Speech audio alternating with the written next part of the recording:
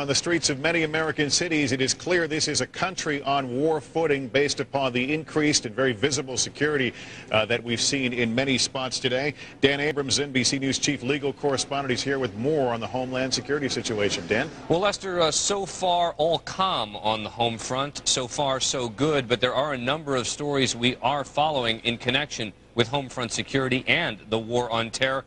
First of all, this just in the last half an hour or so, the fact that the French Interior Ministry is saying the traces of the highly toxic poison ricin have been found at the railway station in Paris in 2 small flasks at the left luggage depot found there by railway workers. Steve Emerson is our terrorism expert. Steve, what to make of this? I mean, keep in mind the last time we heard about ricin as a poison was, I think, those 3 guys in London who were charged with conspiring to make chemical weapons when they found a sort of ricin-making plant, effectively, in their home. What to make of this? Well, what's interesting is that the guys who were arrested originally in London actually have been arrested as a result of arrests made in Paris earlier on, so it looks like it's coming full circle. If, in fact, it is confirmed that these were flasks with ricin in it, obviously it was deliberately left there for someone else to use and pick up, and not for some type of medicinal way, but presumably for a terrorist purpose. It's very, very alarming if it turns out to be absolutely true. But again, we should keep in mind that what we know is that there were traces of ricin found. And again, this wasn't found today. It was found back on March 17th.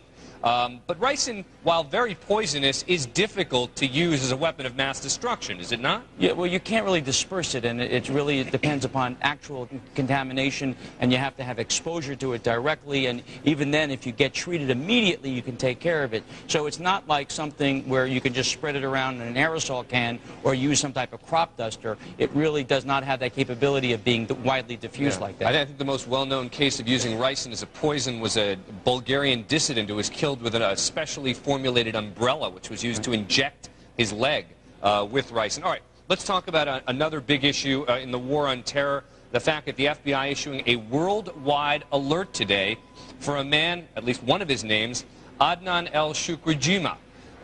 You've been looking into this. The FBI really want to talk to him. They say he's a pilot. They say he's an al-Qaeda operative, last seen in the Miami area. What else do you know? Well, the story was broken on NBC by Pete Williams several hours ago, and confirmed obviously by the FBI, and the alert that they've issued reveals that there is somebody who was trained as a pilot, actually trained in the United States, lived in the United States for some time. His family is still here. He trained in Saudi Arabia. He took bayat for bin Laden. That is, he actually made an oath of allegiance to bin Laden himself. He is known to be a member of al-Qaeda and was identified by U.S. intelligence as somebody who is, quote, armed and considered dangerous. And he's likely to be involved in some type of plotting right now in terms of trying to attack the United States. His whereabouts are not known. Very interesting background. He comes from Guyana. He got religious instruction in Saudi Arabia, but his family still lives in the Florida area. Yeah. In fact, his father still is a resident of Florida. We just don't know if he himself is still in the United States. Right. That's his picture. Take a good look. They don't know if he still has a beard or not, but the FBI certainly want to talk to him. Steve Emerson, thanks very much. We'll be checking in with you regularly in the days to come. Lester, back to you. Dan Abrams, host of the Abrams Report. Dan, thanks very much for the update on the Homeland Security situation.